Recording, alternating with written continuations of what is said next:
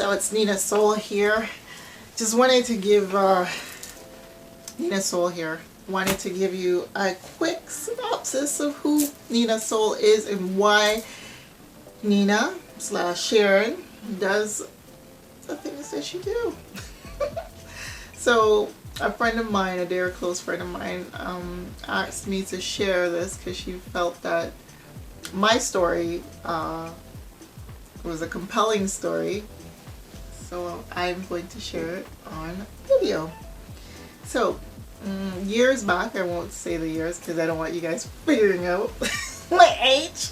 Although I'm not ashamed to tell you, I'm going to tell you my birthday soon. It's coming up. But anyways, I was involved in a car accident coming back from Montreal. I went to care about it for the first time in Montreal. It was an exciting event. I was like, oh, I'm living my best life. Coming back, we were rushing to get back to a club. So it was a Saturday, sunny afternoon. The driver of the vehicle at the time lost control of the vehicle. So we're coming back eastbound on the 401. We ended up hitting the Meridian. The car ended up flipping over on its roof and sliding across the opposite side of the highway. At that point we hit the bank of the highway and kept rolling. I think it was about 7 times we ended up rolling until we finally ended up in a ditch. At that point the car was compact. I don't even remember the make of the car, but it was a rental. And all I kept thinking, I remember I was still conscious, and I remember saying, guys, get out of this car, it might explode, let's get out, get out, get out. I couldn't feel anything. I felt coldness, and I was like, what the hell? I couldn't feel my hands, my hand at the time. And I remember these 2 guys ended up coming and pulling me out of the vehicle and taking me off to the side, and they're talking to me. And I was like, I can't feel my hand. I kept saying, I can't feel my hand. Where's my hand? Not realizing that my tendons in my hand were severed. At the time, I guess what happened was my hand was dragging outside of the window, and we were we're like sliding across the highway.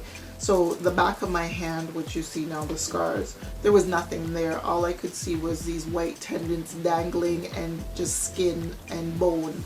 And it was pretty gross. I looked at my knee, which was busted and looked like an orange, and my hand, and I passed out cold.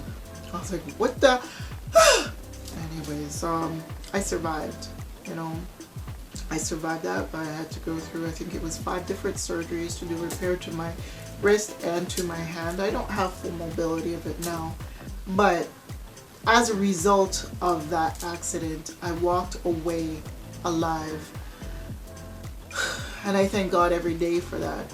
And as a result, I've been saying throughout the years, what is my purpose? What is it that I need to do? Why did I survive this accident?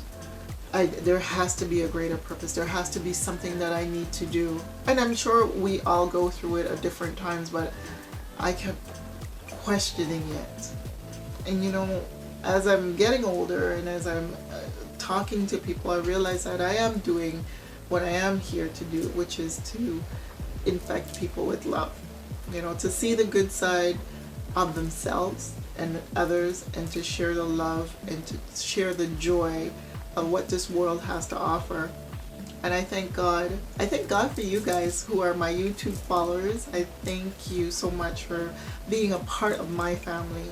But this is my calling, and somehow or another, praying that I'll be able to take it on a greater level, and I'm doing my psychology courses and so forth on the side to expand on my knowledge of understanding people, because I am a people person and I love people. But I wanted to share that with you. So that's where I'm coming from. Now you understand my craziness. Now you understand why Sharon will jump out of a plane, because I almost lost my life, and I figured, you know what? If I have more to give, let me give. Let me live my life without fear. Don't get me wrong. I still have jitters. I still question, can I really do this? Am I going crazy? Oh no, I need to stop. But you know what? I had a close call, and I am trying to set an example to say, you know what, we only live once, so live your best life possible. But put fear behind you. Fear is what? The false evidence of something that doesn't really exist. I can't even remember the acronyms again, but we create these things in our minds that's worst case possible scenario, and sometimes it doesn't even happen. So I'm here to infect you. I'm here to encourage you. I'm here to push you to be the best version of yourself. And by sharing this story, I hope it inspires you in some way or another. So that's a little tidbit on Sharon Rennie, aka Ninasoul, and this is what I do. So thank you again. Please don't forget to share and subscribe my videos, and if I can be of help to anybody else, by all means, let me know.